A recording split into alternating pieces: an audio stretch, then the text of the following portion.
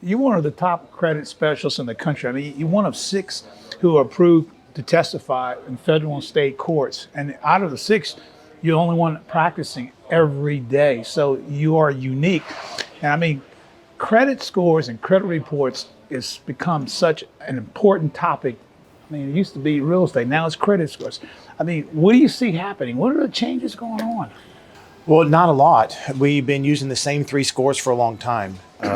We've been using FICO Score 2 for Experian, FICO Score 4 for TransUnion, FICO Score 5 for Equifax. It's a little technical now, okay? Okay, well, so we're using these same 3 scores, and the base models are from 2004, one's from 1998. Fair Isaac and companies come out with newer models like Cadillac or Chevrolet comes out with newer models, but Fannie and Freddie have all the historical data on these scores.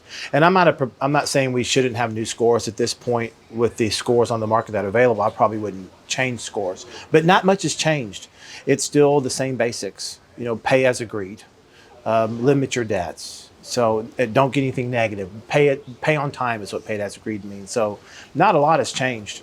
Well, you know, you go on Instagram and there's everybody lecturing about what you need to do on a credit report, credit scores. I mean, I've seen one just recently. It said, well, if your balances exceed 50% of your limit, your scores are declining. Is that really true? Where did the knowledge come from? So if the person's on Instagram or social media or wherever at Google and they're telling you something, where did they get that knowledge? Did it come from them spending years and years and years figuring out? Probably not. It came from them hearing it from somebody else.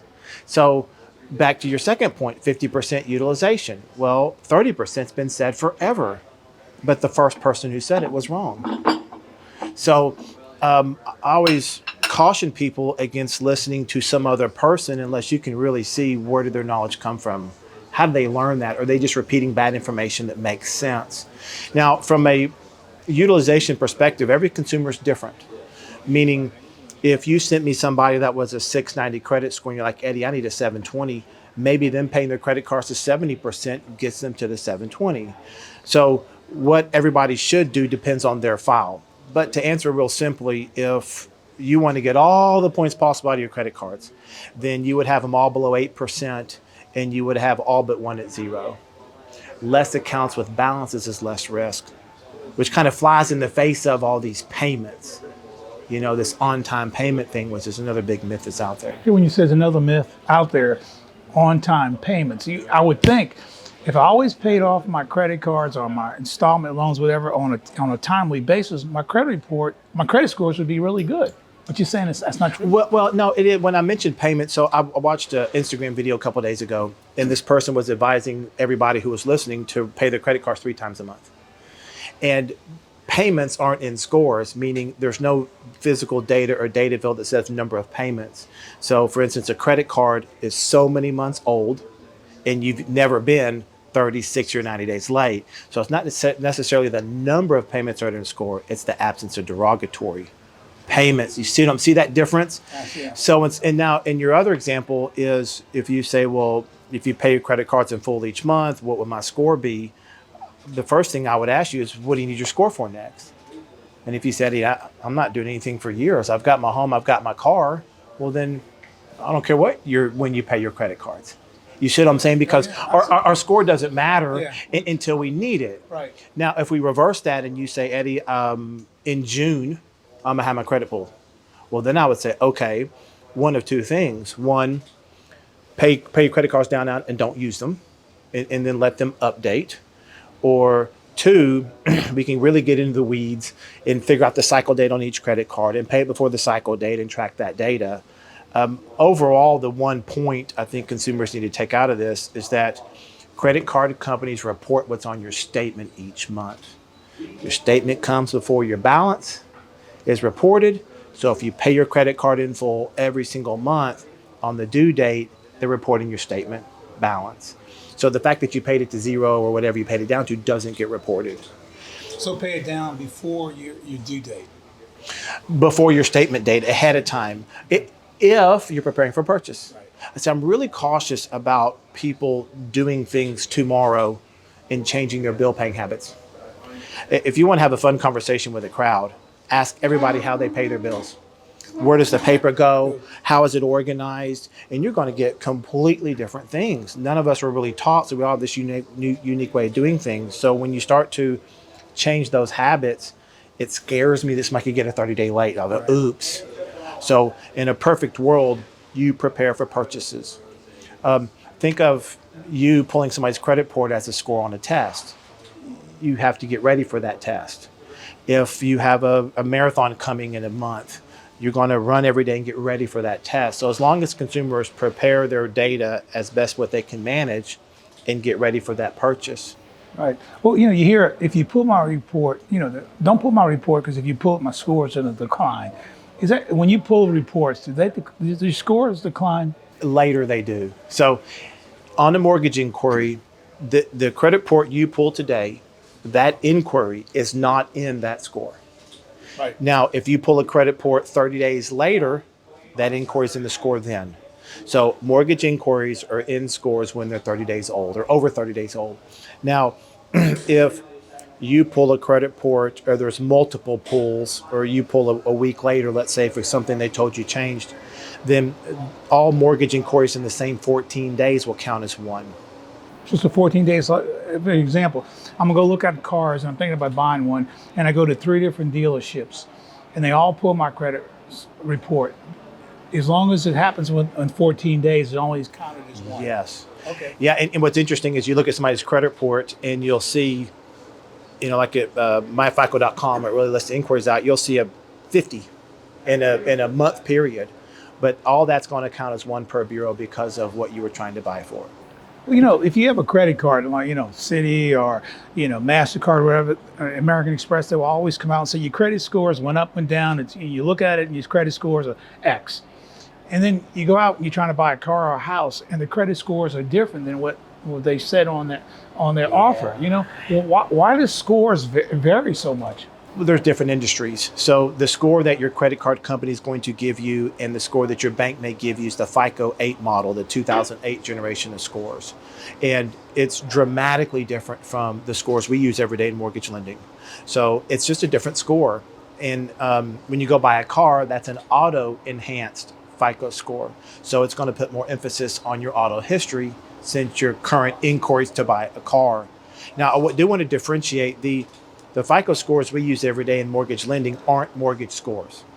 They're the scores used in mortgage lending. In other words, if you or I go get a business loan for our business, it's going to use those same scores. If we go get a home equity line of credit, we're going to use those same scores. A business line of credit are going to be those.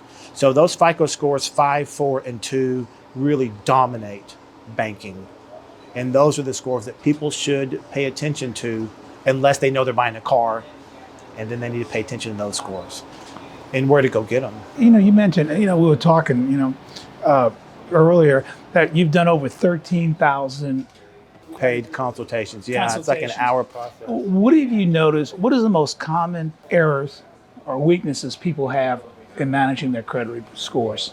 Not being late on 30 days late on something when they have the money in the bank. Okay. I mean, people don't realize that a 30-day late seems like it's just a little thing. It's no big deal. But the FICO scores, it means you literally had no money at all and you're broke. So now your projection of future default is much higher. So credit scores what you're saying, that credit scores don't predict your ability to repay. It predicts your likeliness of default. Right. So in April of 2004, Fair Isaac and Company, the creator of FICO scores, told the world that the purpose of our score is to predict the likelihood of a 90-day default in the next 24 months. Okay. So it's predicting it. Now, when we think about today, and we have all of our credit history and projecting forward, well, the most score influencing aspects of our credit, the vast majority of time, are going to be things that recently happened. Recent late payments, a 30-day late or a 60-day late. If you were 60 days late 2 months ago, what's the likelihood of a 90-day default in the next 24 months? Okay. Really high. Yeah. Well, what if that was $15 and you just slept on it? It's dramatic. I've seen late payments hit people, especially if their scores are really high, 80, 90 points. Wow. I have a clear before and after of a 710 going down to a 620 because of one 30-day late, and it was the only negative thing they had. Wow. It's dramatic. If you don't have any late payments at all in the past, say, 3 years, and you get one 30-day late, it's at least 40 points, 40 to 60 points.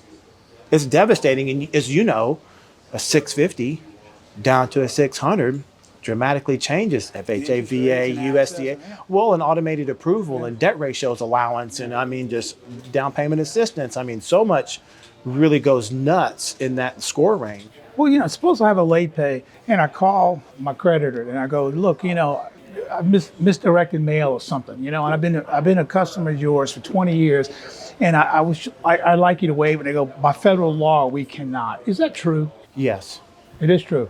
You're familiar with truth in lending. Oh yeah, a little bit. Well, truth in lending is, and I'm not an expert of it, but truth in lending has another side to where lenders have to report accurately because future lenders have to see that reported information. So they can't. I'm not saying you don't call. I'm not saying that it doesn't work sometimes, but they generally won't do it. And we can't count on it. And if they do it for you, then they'd have to do it for everybody. That's okay with me. I know, but at the end of the day, the accuracy of data is important. It really is. And if I could, going back to your original question of all these analysis and meetings I've had, pay bills on time and have a better process. We have a simple spreadsheet we send out that has all their debts, and they can put links and the day you paid it. The most important thing you do is log back in to confirm that payment went through. I see AutoDraft get people. AutoDraft is not autopilot. Yes, it's supposed to take the payment out, but did you go be sure it took the payment out some point later in time? And so if I can make people scared of one thing, it would be getting late. I've got a current client of mine. So I was driving to, where was I going on this past Saturday? Oh, I was taking my son to a group with a bunch of basketball players. They're going like a jump zone. And a client of mine called me to panic. He thought he got a 30-day late, and he was freaking out about it. Well, 3 or 4 days prior, he watched our FICO video where we really harp on lates like I am now. And he wasn't late. He was looking at the date. It was from January, and it wasn't fresh, so it was already in his scores. But he had this panic about him. And when he called me, I couldn't help but laugh with him. He's like, dude, you got me so scared. I don't want to mess up at all. And I'm like, well, good. If anybody's watching us today and listening to what we're saying, then I want them to have a nightmare about having a 30-day late, because it's not going to come off. Excuse me, I got to go make sure I make my payments, Eddie. Yeah, I know. Yeah, and there's so many companies out there that'll promise, we can delete this, and we can delete that, and we got these letters, and man, it doesn't work. No, and if it works for 1 out of 100, what are the odds for you in that? Right. And I don't even think it's that. I don't even think it's 1%. Well, so often, I always found if somebody's gone into that emergency, they've been in the hospital, had a baby, I don't care what happened, there's always going to be a collection for some reason. And so many times I've heard people say, well, I'm not paying for it. By principle, I'm not entitled to it. It might be $250. It might be $75. I'm not paying it because it's not my responsibility. What would you say to, You know what I tell them? What? Pay it. Pay it. Now, I'll give you an example. If their score, let's just say they have nothing negative and they're in the 720 to 800 range, depending on how much debt they have in their age, whatever, but they have a perfect credit file, nothing negative, that collection is going to at least be 95 points. Wow. And if they run and pay it and it stays on the credit report, you get 0 points back. So if you have a zero balance, it doesn't help you score. You got to get it deleted? Yeah, so FICO's event-based. Event-based. Okay. So if somebody wants to stand on principle, like if that person I said pay and they say I don't want to, and then I told them it's going to lower the score 100 points and make them pay more for everything for the next 7 years, and they said I don't care, then I'm like, all right, free country. You can totally do that. I mean, we can make, we have the freedom to do that, but obviously we wouldn't want to do that because the math doesn't work out with higher interest rates and insurance premiums and everything else that we buy. Well, you have a payment, let's say on a mortgage, your payment due date is the 1st of the month. Right. And you make it on the 14th or the 21st. You're not late until 30 days past the 1st? Past the 1st. Yeah. So the 14th and the 20th, you're not a full 30 days late. The scary part in there is, do they have a $10 late fee? Right. $15 late fee, because if your payment is X and you pay X on the 20th, but you didn't pay the $10 with it, you still get a 30-day late. And I really caution people against flirting with a 30-day line. So let's say that you've got to pay it by the 1st, and Friday is the 29th, and you paid at 4 o'clock after banking hours. They post it Monday. You're 30 days late. You're 30 days late. Now, if you had proof you paid it on Friday and you were to go down the road of a federal attorney, I mean, you know what I'm saying? The law may be in your favor, but that's going to be decided in a courtroom. You're not going to get that fixed over the phone. So the thing to do is not flirt with it. If it's a true, if it's a true cash flow issue, then bleed out those cash flow shortfalls through cell phone bill, electric bill, water bill, maybe rent, because those don't report every month. Okay. So if your cell phone's due and your mortgage is due, then pay your mortgage, be late next paycheck on your cell phone bill versus vice versa. Okay. Suppose, I have a payment coming up and I can't quite afford it. And I call my creditor and say, look, money's tight. Can I pay 50% of my payment?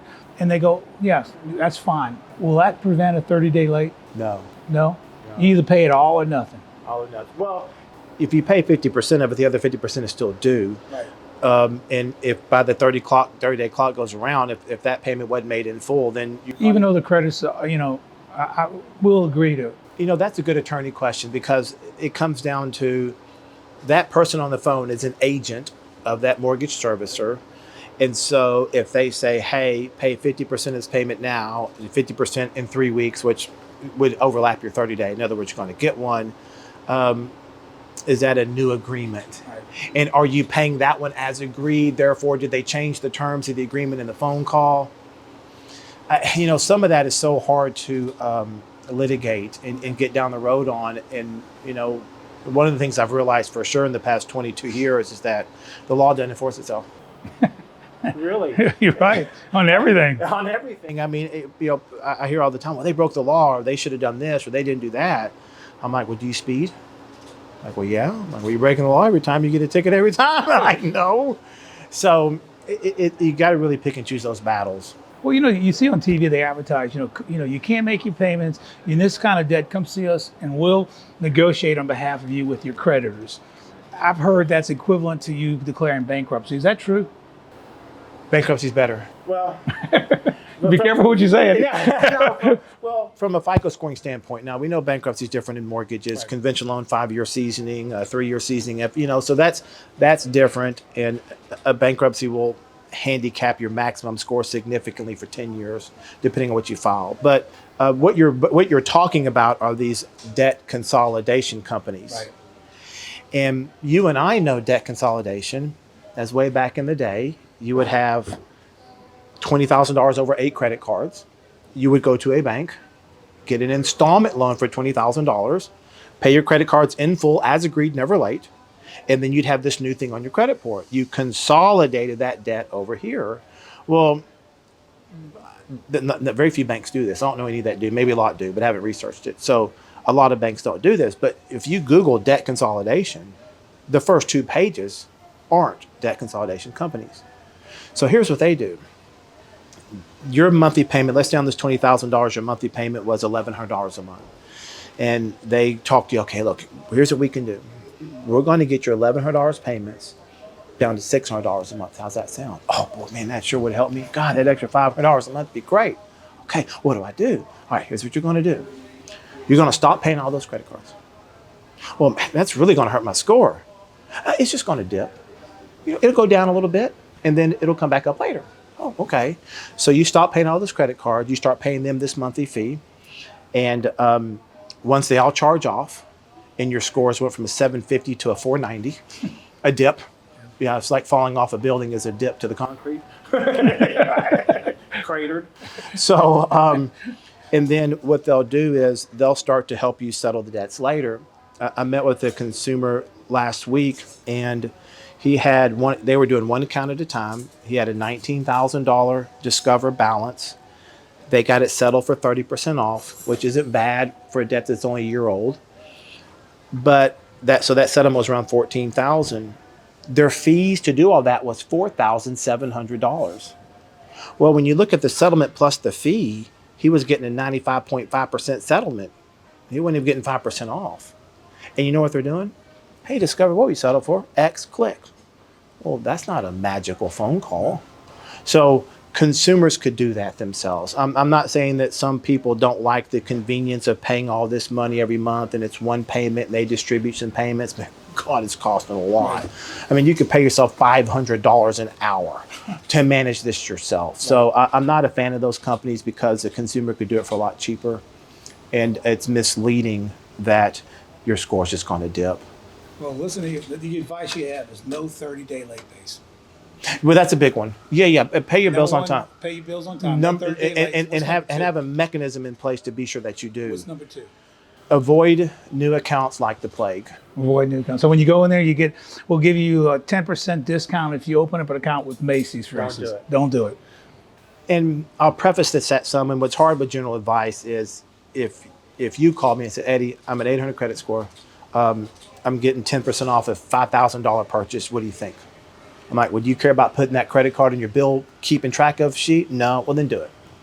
So, but if somebody says, Eddie, I'm a 702, I'm about to buy a house, don't do it because new accounts lower scores. So the whole myth of building credit, go open up a whole bunch of new accounts to build credit and all these on-time payments. Well, every new account means you didn't have any money. So if you open up 4 new accounts in the past 6 months, what's the likelihood of future default? What about the offers where, no payments for 12 months, same as cash? There's nothing wrong with that either, as long as you understand. Let's say you're going to get a furniture card, okay? And 0% interest for 12 months. It's a $4,000 credit card. Right. It's not an installment account because they want you to have the ability to go in there and buy more stuff. And you max it out. Well, if you're an 800 credit score and you max out that account, 750. If you're a 680, lower 6s. If you don't need your credit for anything for the next 12 months, no big deal. No big deal. Okay, it's thinking ahead. Right. Yes, I'm getting a new account. Yes, it's a maxed out credit card, but I know where my scores are. I know how this works. I can take this hit. I don't need my scores. Right. Scores are something you need when you need them. It's not something you have to maintain all the time. People get in this crazy mode of looking at every single alert that comes through on the monitoring service and paying their credit cards early every single month, and it's just it consumes them. I'm like, what do you want to buy? Oh, home in a year and a half. What are you doing? You're running every single day, miles a day for a marathon that's a year and a half away. Maybe that's not a good analogy because you need to run for 18 months before you run a marathon, but you see what I'm saying. I understand. You got it. Well, thanks, Eddie. You answered a lot of questions, and I think you tell them exactly what the truth is. It's what people need at the time, and we're all different. Right. And so what makes it even more complex is that everybody's credit report's as unique as theirs is. And so you have to advise somebody based on their unique companies and mix of credit and their goal and when it's coming up. That's a good point. And loan programs, if somebody's a 590 and they're buying under the FHA loan limit and a 620 is a faster, easier, achievable, more manageable goal, well, then that's what you go to. I get some 590s loan officer said 700. I'm like, okay, well, how much home you buying? $487,000 in Dallas.